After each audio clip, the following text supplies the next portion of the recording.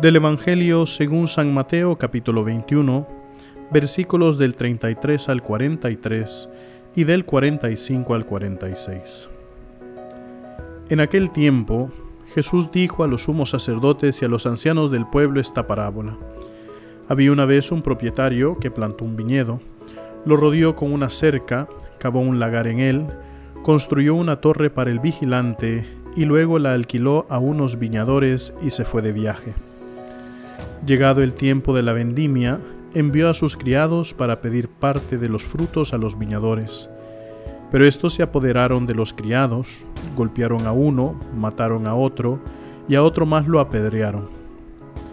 Envió de nuevo a otros criados en mayor número que los primeros, y los trataron del mismo modo. Por último, mandó a su propio hijo pensando, a mi hijo lo respetarán. Pero cuando los viñadores lo vieron, se dijeron unos a otros, este es el heredero, vamos a matarlo y nos quedaremos con su herencia. Le echaron mano, lo sacaron del viñedo y lo mataron. Ahora díganme, cuando vuelve el dueño del viñedo, ¿qué hará con esos viñadores?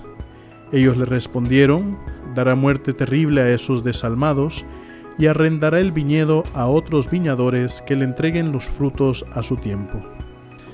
Entonces Jesús les dijo, ¿no han leído nunca en la Escritura la piedra que desecharon los constructores es ahora la piedra angular? Esto es obra del Señor, es un prodigio admirable. Por esta razón les digo que les será quitado a ustedes el reino de Dios y se le dará a un pueblo que produzca sus frutos. Al oír estas palabras, los sumos sacerdotes y los fariseos comprendieron de que Jesús las decía por ellos y quisieron aprehenderlo, pero tuvieron miedo a la multitud, pues era tenido por un profeta. Palabra del Señor.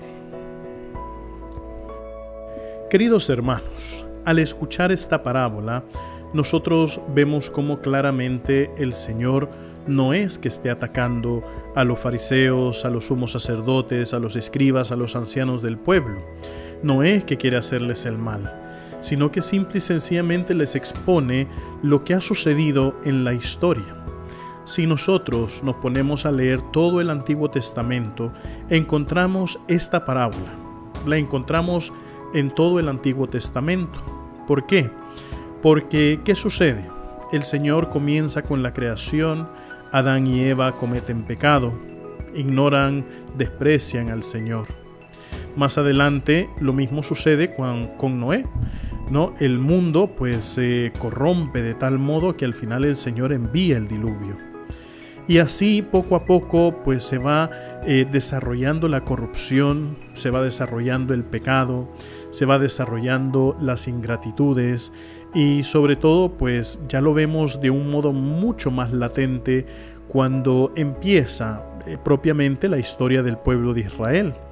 Cuando Israel viene liberado de la esclavitud de Egipto y entra en la tierra prometida, comienzan con una emoción, con una gran alegría. El Señor está de su lado, el Señor está con nosotros, el Señor nos ha dado esta tierra. Pero al final, poco a poco, cuando ellos van viendo los otros pueblos, cuando la concupiscencia, que es esa inclinación hacia el mal, dicen, bueno, al final nosotros tenemos que hacer nuestra voluntad. Y empiezan a exigirle a Dios. Y empiezan a despreciar la palabra de los profetas. Y empiezan a menospreciar y a ignorar también el mensaje que Dios va poniendo en el corazón del pueblo.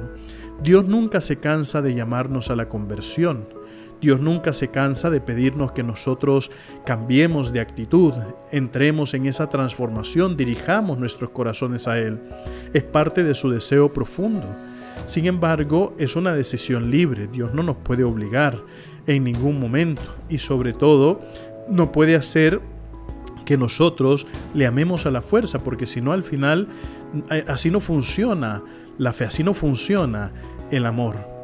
Y entonces hoy pues el Señor presenta esta parábola para decirles, miren, esta es su actitud. Ustedes se han aprovechado de los bienes que yo les he dado, dice el Señor.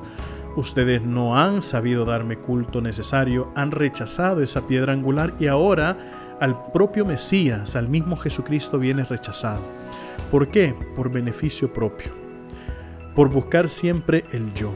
Muchas veces, queridos hermanos, ese yo es de las peores luchas, de las luchas más grandes que nosotros tenemos que llevar, porque a veces nos cuesta desplazarnos a nosotros mismos para darle el lugar a otro.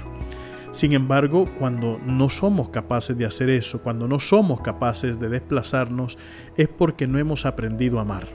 Entonces pidámosle al Señor justamente eso. Señor, enséñanos a amar.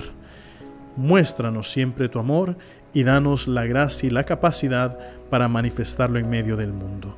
Recuerden, mis queridísimos hermanos, nosotros somos lo máximo para Cristo. Así sea.